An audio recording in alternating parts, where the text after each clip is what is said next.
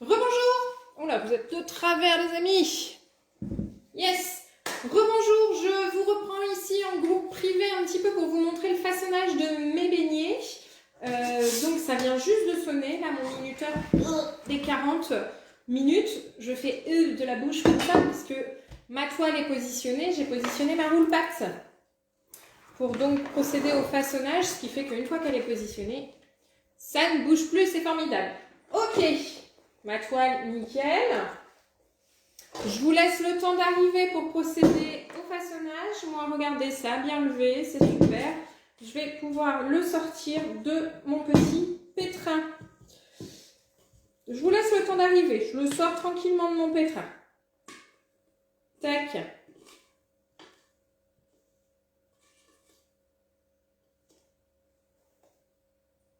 Non, personne.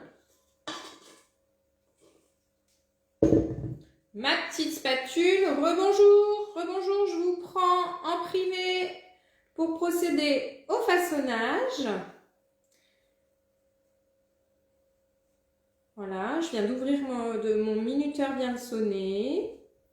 Je sors tout juste de mon petit pétrin, ma petite pâte.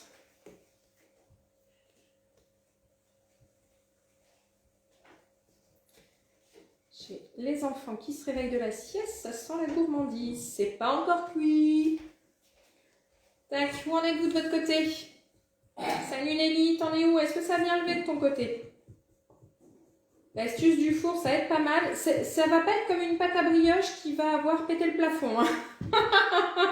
On n'en est pas là, c'est pas ce que je recherchais aujourd'hui. Ça doit avoir doublé de volume.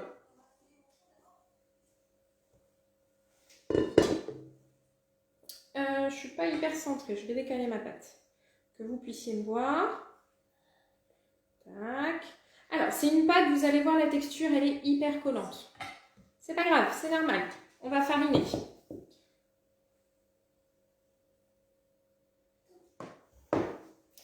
Mon racloir, que ferais-je sans mon racloir?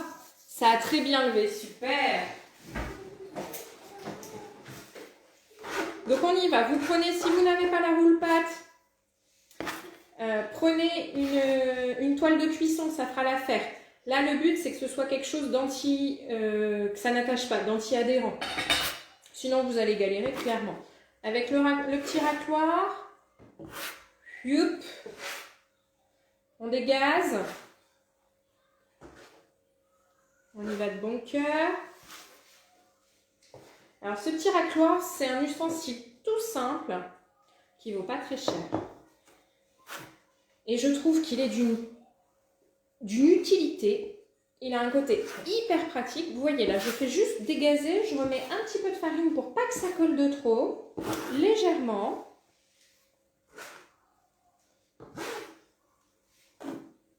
Je dis des bêtises? Non, je vois que tu me regardes. Ok. On est bon. Alors, n'hésitez pas quand vous sentez... Vous voyez là, l'avantage, c'est que j'ai les mains propres. Hein. C'est hyper agréable à travailler. Quand on utilise le racloir comme ça, 8 voix 9. Ok. Moi, je vais utiliser mon petit moule, comme je vous disais tout à l'heure, mon moule 20 pommes de table. Il va juste être idéal pour ce genre de préparation.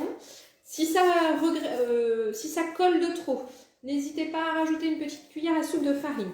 N'en mettez pas trop non plus, il ne faudrait pas dénaturer. 20 pommes de table, sur ma plaque à l'huile, élément indispensable pour une cuisson homogène. Je vais diviser toujours, je vais me servir uniquement du racloir, vous allez voir. Vous allez diviser votre pâte une première fois en deux. Hop.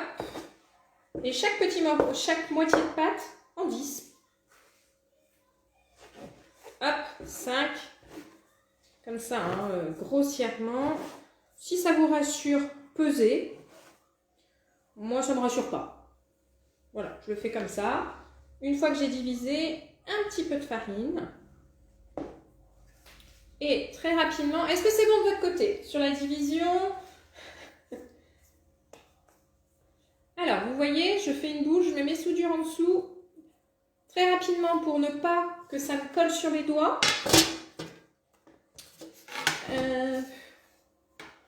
Et je positionne comme ça dans mon moule. Et ce qu'il y a de génial avec ce petit moule pain de table, c'est que du coup, il va prendre la forme un petit peu automatiquement.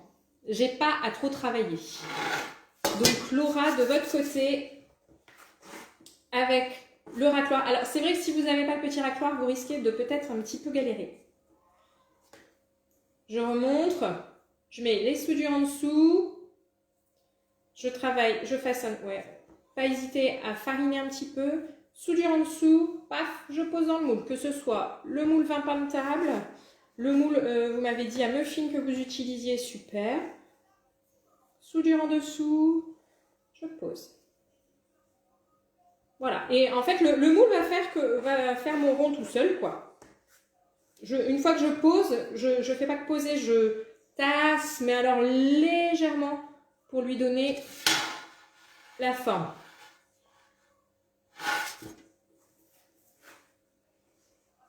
Tac.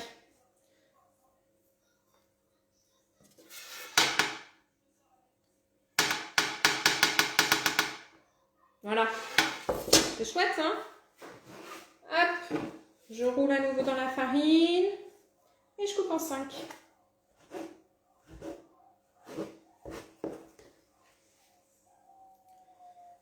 Faites travailler les enfants. Souvent, ça leur plaît beaucoup de mettre la main à la pâte comme ça. La main dans la pâte. Et si c'est quelque chose que vous aimez faire, comme ça, de travailler... La pâte est déjà en train de regonfler dans mes mains.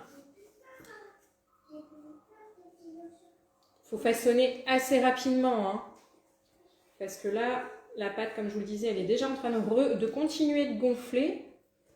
Moi, j'utilise la levure Guy de Marle, ça fonctionne très bien. J'ai fait la moitié de mon plat, vous voyez, en 5 minutes. Hein. 5.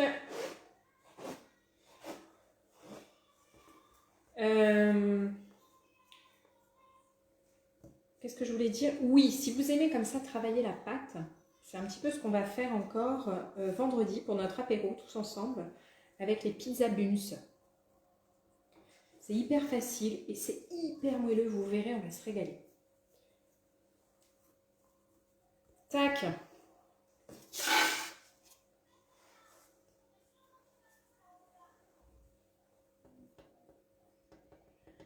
Voilà, hein, c'est rapide. On trempe dans la farine pour pas trop coller. Les soudures sur le dessous. Et fiou, on met dans le moule. Mais c'est vraiment ça, quoi. C'est le moule qui va travailler. Alors, je décale un petit peu pour récupérer ma farine. Hop, je refarine. Est-ce que ça se passe bien de votre côté? Je me doute que vous avez des mains sales. C'est compliqué. Attendez, je suis en train de me tromper dans mes totaux. Tac. Qu'est-ce que j'ai fait? Il m'en faut 5. 1, 2, 3, 4. Et 5. Alors, est-ce que vous avez vu? Il m'en manquait un. J'ai 4 morceaux là. C'est pas grave. On remet sur le tapis. On reboule très rapidement comme ça. Le but, c'est... Parce que la pâte va coller sinon. Travaillez vite la pâte avec des gestes précis, simples. Vous y gagnerez en... Sinon, ça peut être vite. Oh, ça colle partout, c'est la pâte. Fariner, allez vite. C'est le conseil que je peux vous donner. Et puis, utilisez mais ce petit moule, je me répète, je suis désolée mesdames, mais je le trouve vraiment formidable. Bon, en tout cas, ça me fait plaisir aujourd'hui que vous soyez avec moi, c'est chouette, il y a des nouvelles têtes à chaque fois. J'espère que ça vous donne envie d'utiliser les produits Guy de Marle, que ça vous donne envie d'en découvrir d'autres, que ça vous donne envie de réserver des ateliers avec moi. Ça peut être en physique, en virtuel, on trouve toujours des solutions. Et puis, on partage de bons moments, ça c'est chouette. Voilà, moi j'ai fini de mon côté. Je vous laisse finir de votre côté. Je vais remettre dans mon four préchauffé. Je vais faire 25 minutes, ça suffit. Vous voyez, c'est déjà en train de relever. Ça va de votre côté?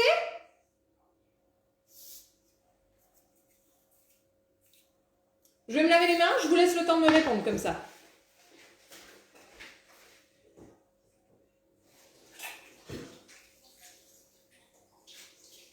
Hop!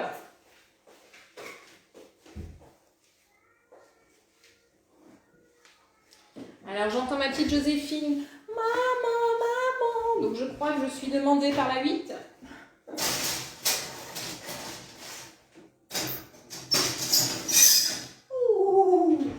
Les oreilles. Et je vais refaire lever 40 minutes à nouveau, 25 minutes, excusez-moi, à nouveau. Le temps de débarrasser ma cuisine. Je vais vous reprendre dans 25 minutes avant d'enfourner. Ok? Donc, vous pouvez, s'il vous plaît, préparer un petit bol avec un pinceau et du lait. On va dorer ensemble et on va mettre au four ensemble. Et puis, je vous donnerai les astuces au fur et à mesure. Ouais, on va faire comme ça parce que vous me connaissez maintenant. J'allume rarement mon four que pour une seule chose. Donc, tout à l'heure, dans 25 minutes... Ok, Google, mets un minuteur de 25 minutes. J'allais oublier.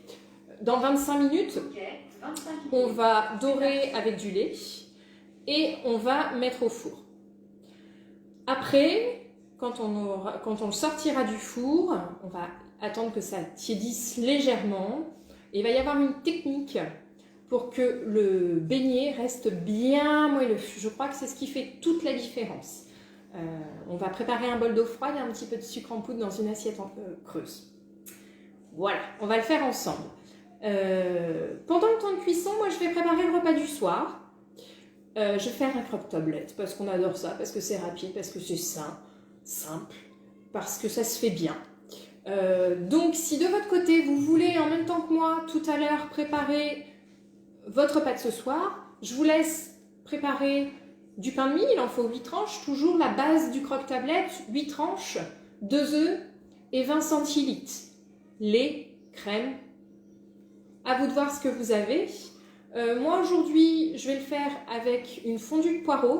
Il me reste une fondue de poireaux, j'en ai fait une tout à l'heure dans le robot de cuisine. Hein, si vous voulez, si vous avez un sachet de poireaux par exemple au congélateur, lancez une fondue de poireaux. Donc c'est des poireaux qui sont cuits à l'étouffée avec du sel, du poivre, de la crème fraîche. Moi j'ai mis un petit peu de curry. Et je vais donc faire mon croque-tablette fondue de poireaux chèvre, curry.